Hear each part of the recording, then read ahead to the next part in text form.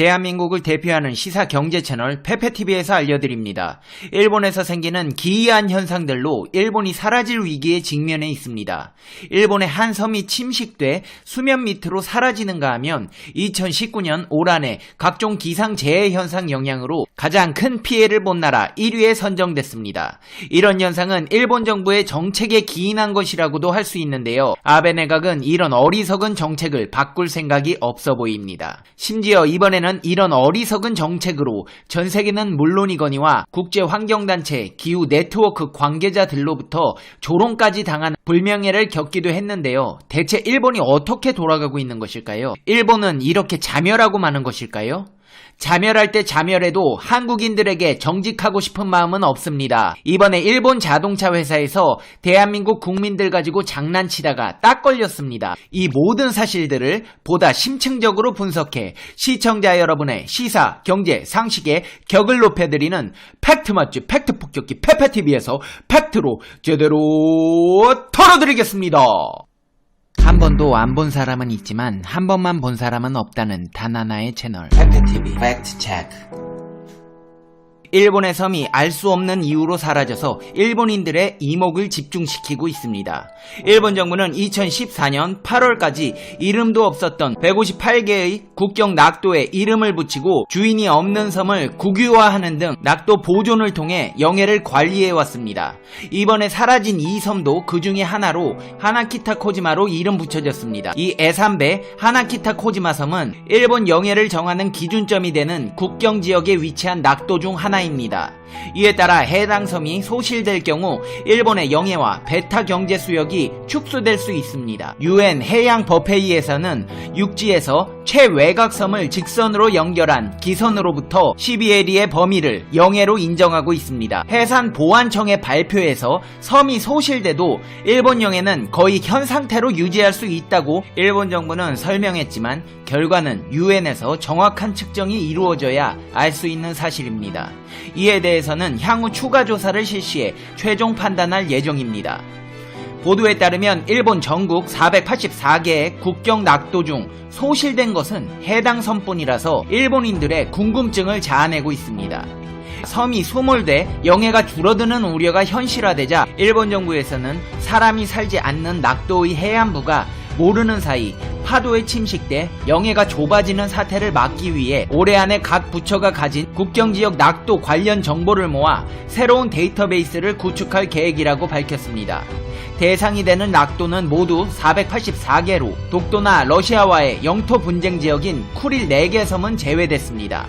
내각부와 해산보안청이 주도해 낙도의 명칭과 위치 등의 기본 정보를 비롯해 인공위성과 항공촬영, 현지 조사 등으로 얻은 화상 데이터를 모을 예정입니다. 이렇게 모은 자료는 해양 관련 정보 웹사이트 해양 상황 표시 시스템을 통해 일반에 공개될 방침입니다. 일본 정부가 낙도 조사에 열을 올리며 영해가 줄어드는 것에 민감하게 반응하는 것은 국경지역의 낙도가 물밑으로 사라지면 영해와 배타적 경제 수역이 축소되는 것을 의미하기 때문에 일본인들에게도 불안감을 조장하고 있습니다. 일부에서는 북부 홋카이도 북쪽의 작은 섬 에산베 하나키타 코지마가 침식돼 수면 밑으로 사라진 것이 아니냐는 지적이 나오고 있습니다. 하지만 딱히 명확한 이유는 나오고 있지 않습니다.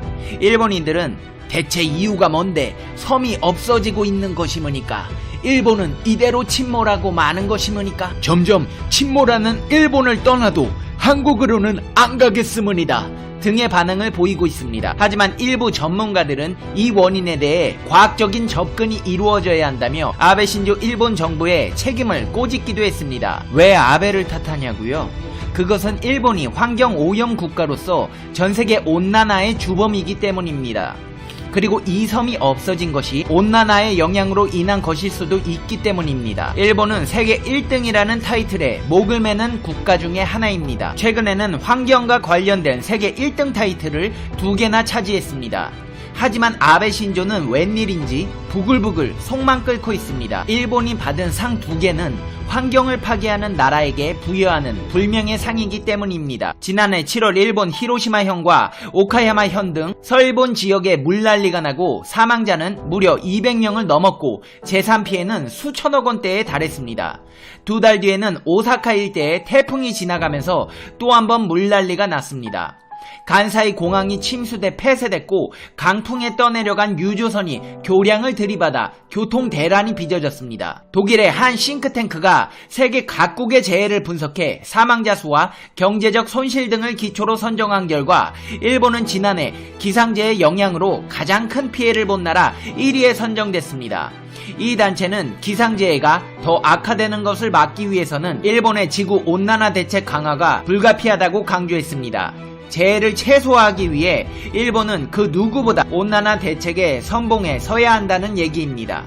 하지만 현실은 그렇지 않습니다. 국제환경단체 기후네트워크에서는 일본에서는 석탄에 대한 의존이 높아지고 있기 때문에 혹독한 비판을 부르고 있다며 온난화 대책에 가장 소극적인 나라 3곳 중 하나로 일본을 꼽았습니다. 이 단체는 일본이 온난화 대책은 뒤로 한 채 화석 연료를 이용한 발전에 기대는 나라라는 의미로 화석상을 수여했습니다. 가지야마 히로시 일본 경제산업상은 최근 일본은 석탄 등 화석 연료를 이용한 발전을 선택지로 남겨두고 싶음이다 라고 발언했습니다. 이런 미개한 환경 인식으로 인해 불명예상 수상의 결정적인 계기가 되었다는 평가입니다. 특히 이 발언은 구티에레스 UN 사무총장이 국제환경회의에서 온난화 대책 강화와 석탄 화력 발전에 대한 의존을 멈추라고 전 세계에 호소한 바로 다음 날 나와 아베 정부의 에너지 인식에 대한 미개함과 이중성을 그대로 드러냈습니다. 어이구 아베씨, 그래놓고 유엔 가서 연설하면서 허세 부리려다가 쫓겨난 거예요? 내가 다 창피하다. 가만히나 있어요 그냥. 그래도 중간도 못 가겠지만. 그렇다면 일본 정부에서 이렇게 지들밖에 모르는 일본 중심주의적 사고방식으로 전세계 인류에 피해를 입히고 있을 때 일본 기업들이라도 윤리의식을 가지고 사업을 진행하고 있을까요? 아닙니다. 대한민국 상대로 장난치다 딱 걸렸습니다. 새 차를 판매하면서 아닌 척 꼼수를 써서 일본 차를 구매할 시에 2자릿수 번호판을 준다고 한 것인데요.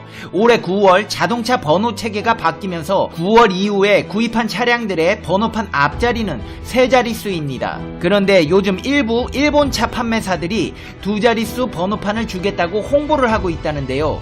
이유가 무엇일까요? 소비자들이 불매운동 때문에 3자릿수 번호판이 부담스럽다고 털어놓자 판매사 측에서 걱정 말라고 안심시키며 2자릿수 원하시면 만들어 드릴 수 있다. 원래 긴 게 달려있는데 짧은 걸로 받을 수 있는 서류를 만들어 주겠다며 대한민국 국민들을 기만했습니다. 이런 방식은 대부분의 일본차 업체에서 공공연히 악용되고 있습니다. 2자릿수 번호판을 원하는 건 지난 9월에 자동차 번호 체계가 3자릿수로 바뀌었기 때문입니다. 이 새 번호판이 불매운동 이후에 샀다는 근거가 되기 때문입니다.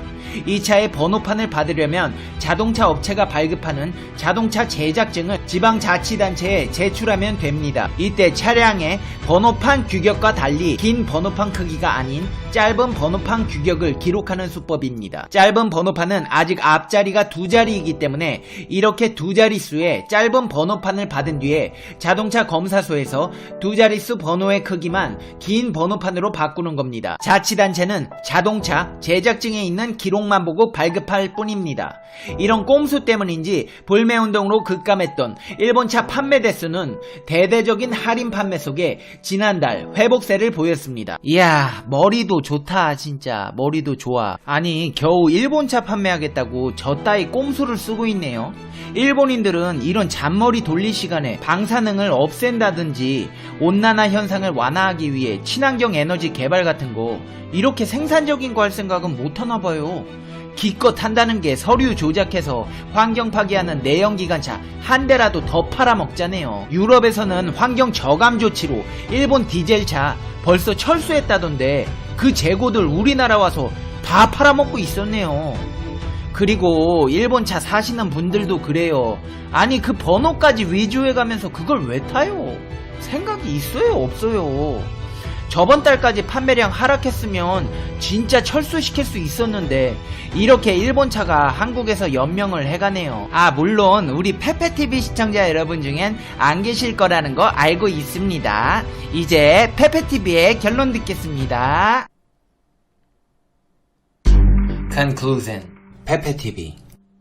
아베 신조씨, 그 홋카이도에 섬 없어진 거 진짜 어떻게 된 거예요?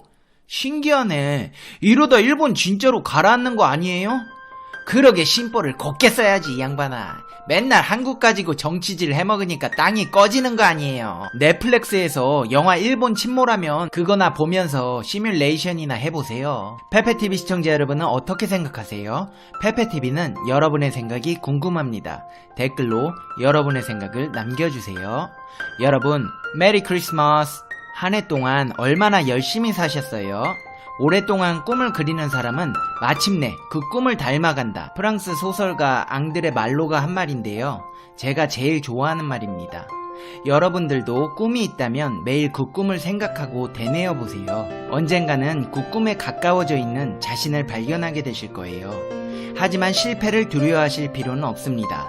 승자는 한 번 더 시도해본 패자이기 때문입니다.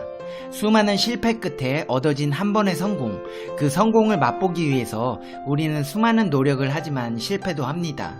그걸 두려워하지 마세요. 실패하셔도 됩니다. 모든 승리자는 실패를 해본 사람이기 때문입니다. 포기하지 않는 것도 실력입니다.